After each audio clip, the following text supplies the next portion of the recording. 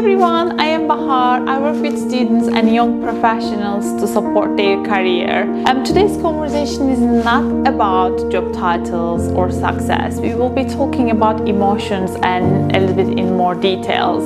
It's about self-leadership, emotional intelligence, and especially when life feels uncertain, because we have Dimitrios Godosis with us today. Thank you so much for joining me. Thank you for having me. Dimitrios is a pediatric surgeon. I think it's one of the places everything feels really uncertain and stressful, most probably. So I wanted to hear from him how he manages his stress and how he works in the stressful environment and how he manages himself. And these type of questions and many more we will be discussing today. And thank you so much again. Thank you. So I want to start with you. Who are you? Could you tell a little bit about yourself to us and what you do? What did you study? Yeah. Well, I'm a pediatric surgeon, as you just mentioned. I live in Thessaloniki, northern Greece. I am practicing pediatric surgery in private sector for the last 3 years. I studied in Thessaloniki. I made my MSc also there, and I continue to work in private practice there. So I love Thessaloniki so much. And I wish every one of you to come and visit us in Thessaloniki because we love the city, yeah? Definitely, we would love to come, and it's on my list. It's been a long time. I really want to come, but hopefully this summer. Glad to hear. We'll be definitely there. We're looking forward to your coming. So, how did you decide to become a pediatric surgeon, actually? Yeah, first of all, I have to mention that I love kids so much. Second, to my choice was that I definitely would do something of a surgical specialty, and I'm also having the opinion that problems are solved better when you are young. So if problems are occurring in younger age and you are able to probably fix them in younger age, it's better for that. So all this combination of opinions tended to this kind of decision for me. Okay, so you wanted to help people to solve their problem in younger age. Exactly. And from the other side as a surgeon. That's really impressive. So what was your other options that you choose the pediatric surgery, for example? Did you had very uncertain mind on that time? Because when I'm working with students, and I can see one of the biggest obstacle right now we are all actually kind of facing. We are lost between a couple of options, different opportunities, and we can't make a decision, and we are always seeking to make a right, no regret decision. So have you had this on that time as well? You felt between a couple of options, but you pursued that, I want to be a pediatric surgeon, for example. Fortunately for me, it was almost a one-way decision, because I knew from the beginning of my students that I would become someday a pediatric surgeon, but I wasn't coping with much of possible alternatives. But to everyone who is struggling about what kind of specialty is gonna follow, or if there are many kinds of thoughts in their minds, I have to advise that you will never be ready. You just trust your gut, because we may we may be very thorough and logical and sensible according to our careers as doctors, and practitioners, but you may also you should follow whatever makes you a better person, first of all, because if you are a better person by yourself, you may also expose this kind of kindness and generosity and fulfillment to your environment also. So just trust your gut and follow your heart. That was my second question, actually, following question. Have you ever felt ready? I know this is very wide concept, but have you ever felt ready for your first surgery, for example, or for your first decision that you made? It was really, really hard. So, yeah, for sure you never feel ready, I have to say. But if you are committed to yourself, and you also promise to yourself that every day that passes by, it's gonna be a better day for you. Like what I did yesterday, I did something wrong or right, it's okay. What I'm gonna do tomorrow is the things that I did the following day better than the previous day. Yes. That's a that's okay. So you must proceed and evolve yourself every and each day. I completely agree. You take action first, then you feel ready. I think it's not the opposite side. I totally agree. This is the other thing, like as a human, we are struggling quite that we are feeling like we're waiting to feel ready to take action, but actually this is not gonna first happen. You need to take action. Yeah. Exactly. If you run, you can run. Yes, if you run, you can run.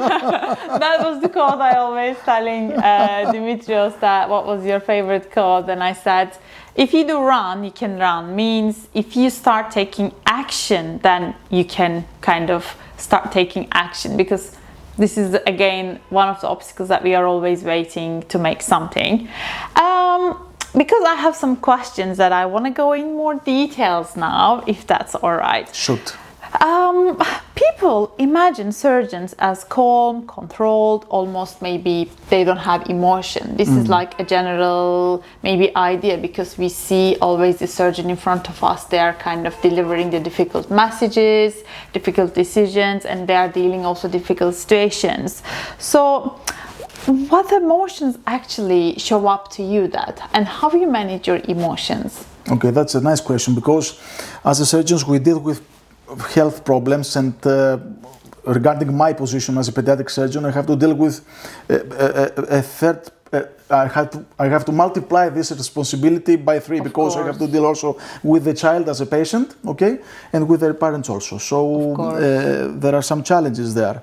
The first thing that I think I'm always thinking is that you know what to do, you are educated to do so, but you have to balance between 2 basic emotions, in my opinion, okay? The one is to be so cynical and simultaneously so emotional during the surgery, because if this balance is not so balanced, okay, then you should either panic yourself and just don't do nothing. That's very true. Or if you are so cynical, this is gonna be exposed to the parents and the child also. So if you combine these 2 emotions, okay, you have found the perfect position in order to practice your surgical skills, okay? Because of course there is a job that you have to do. So this is the scenic part of the job. That you know you have a practice, you had some kind of studying in previous years, and you may implement these kinds of skills. But also you have to be careful about how and what exactly do you say, okay? To the parents and to the environment of the child. Of course. Yeah. You need to be so these careful. 2 emotions, I should say that coming to myself every time that I operate on a kid, okay? You have to balance these 2 basic emotions, in my opinion. If you balance these ones, other emotions are not so important during your practice, as it is. Because you mentioned when we were speaking that you are the calmest person during the surgery, especially. Like, I think I can imagine from the movie kind of scenes, like everything stops and you just focus on literally to the surgery, I think. Because I think it's really good also reflect your experiences, like the truths, like nobody tells to the maybe students right now, for them to feel more understanding, like what's happening exactly in the surgery. How would you describe your own feelings when you start the surgery, especially? Yeah, first of all, I need to say that an operating theater is like a well orchestrated kinds of stuff. So if everybody is doing what he knows to do, and he knows his mission, everything is going to be all right, okay? So we need to be totally conducted and coordinated with ourselves in order to achieve the best for the patient. So it's 100% leadership, and it's your leadership as an orchestra chef kind of there, right? And of course everyone's leadership and self-leadership also involves. Because a surgery, an operation is not a one-man job also. Of course a surgeon is needed, but you have also the anesthetist, you have also the scrub nurses, and if each of them does not have the ability to come up with something that is difficult or according to their profession, then problems occur. So that's why I said to you that it seems like an orchestra, okay? So somebody is conducting, of course, the surgeon and the anesthesiologist, but everyone must fulfill their achievements and missions during the operation. Everyone has a mission there. And responsibility. Of course. And definitely of course. The leadership.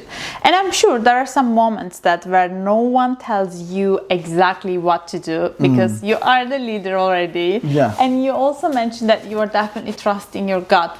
What else that you are applying when you are making decision? Like knowledge, your own gut feeling. What else you really care while you're making decisions? Regarding the surgeries, okay. Or yes, I don't know what I you want mean. to know the surgeries, Yes. definitely. And also I want to know you as a person, yes, because you are a surgeon, that's one of your identity. Yeah. But also my other As a person. question, I would follow, who are you like outside of your surgery? Oh, that's a very nice question because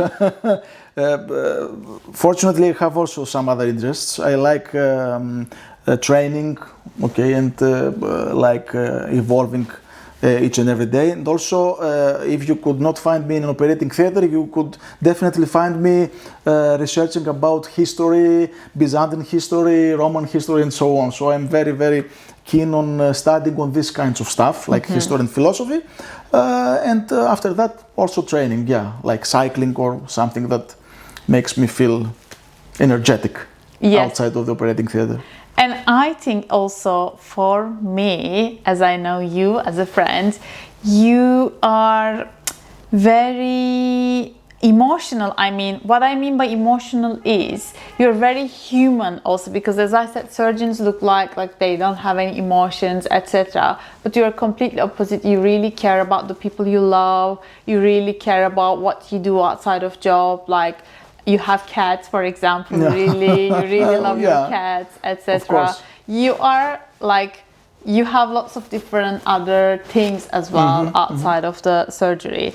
I also want to ask that if you make a mistake, for example, after a mistake, how do you talk to yourself? First of all, we don't need to sentence ourselves to some kind of like punishment, and I don't know what, how can I characterize that. But the first thing that I say is almost, you did the best of yourself, okay? So mistakes happen because we are human. It is a human identity to have some mistakes. Just be careful next time. Like that, okay? Even outside the surgery, it's not only apart from regarding the professional type of functioning, okay? Even with relationships and so on among us. But if you just are trying to be a better person the next day, it is also an achievement. So, that's my... So you don't punish yourself, you don't say, oh, you did a mistake, and you just accept the situation I think it's better, and it's a more healing, a better procedure for your personal healing in order not to punish yourself. Because if you punish yourself, perhaps you have no motivation again to do or to just make an exact effort in some kind of possible stuff like that, okay? Yes. That's very you will true. feel more of a hesitation if you punish yourself. And then my following question, how do you speak with others when the others made a mistake, for example? Is it the same perception that you show your compassion, or... Of course, compassion is always needed, because if you don't show compassion, we all are humans, we're all subjected to mistakes, so it's okay. But you just give some advice, you just share your own experience in similar mistakes of yourself. And you just try to make the other person comfortable in order to motivate him for not hesitating. That's very true. What do you think, like, what is the biggest kind of difficulty as a feeling? Because this is like all about feelings, yes, like you are a surgeon and you have definitely really important professions, but I want to talk about that, how a surgeon really manages his feelings and emotional intelligence and self-leadership. So this is actually the aim of this video, really.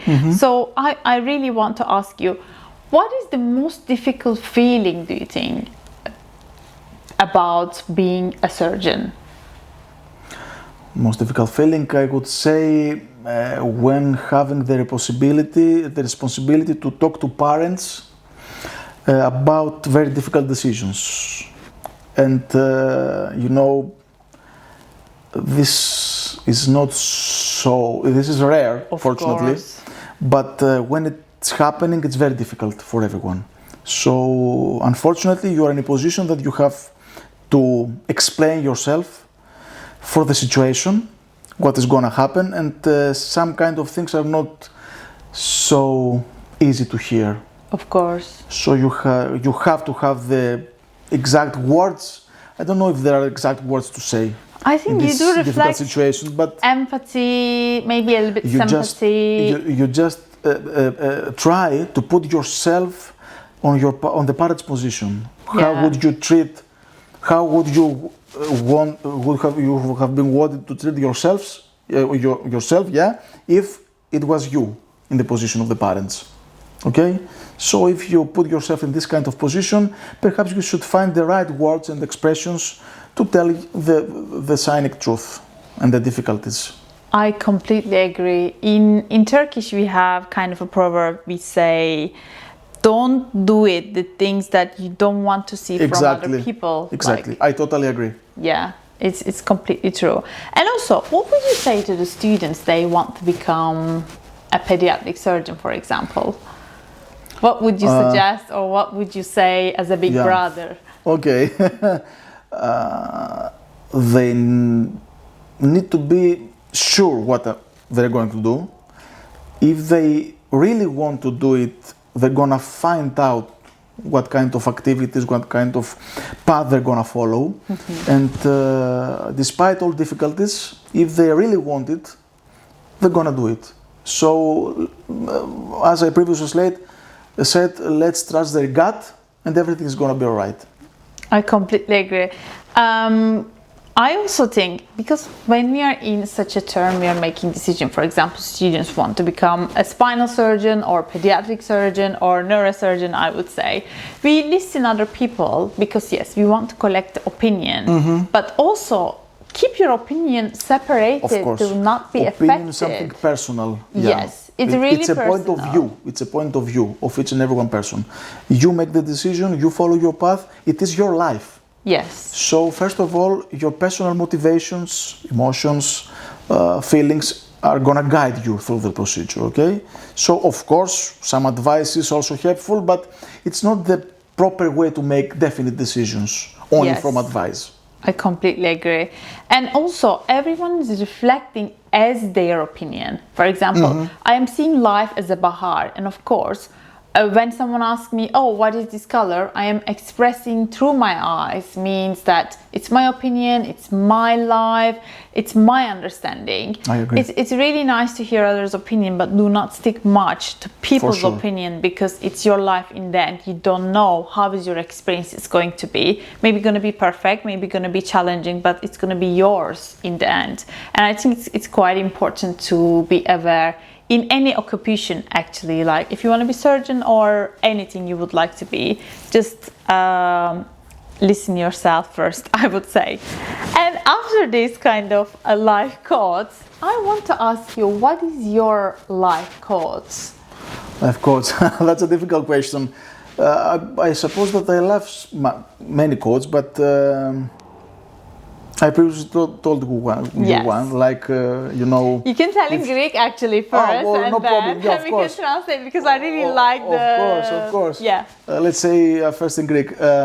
Αν δεν κοιτάς εκεί που θες να πας, θα πας εκεί που κοιτάς. So that means that if you don't point on the exact target that you're gonna go, then you will just go wherever you are looking at. That means that you have to be targeted to a specific position, even it is not so, how can we say, clear, feasible to be. But no if you struggle, but if you struggle through this, then everything is going to be all right. Yeah. Thank you so much. Thank you for having me. Thank you so much for joining me today. See you in the next videos. Bye bye.